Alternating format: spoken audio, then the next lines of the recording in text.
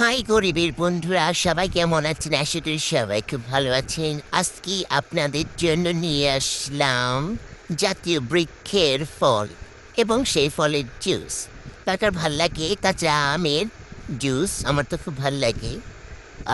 আমকে কুচি কুচি করে কেটে কাঁচা মরিচ, ধনিয়া পাতা, পুদিনা পাতা, বিট লবণ, স্বাদ মতো লবণ আর ১ কাপ চিনি ঢেলে যার উপর যত রাগ আছে ব্লেন্ডারে ইচ্ছা মতো ঘুটে তারপর মনে করেন গ্লাসে সুন্দর করে পরিবেশন করবেন এবং ঘনত্ব যার টেস্ট অনুযায়ী রাখবেন।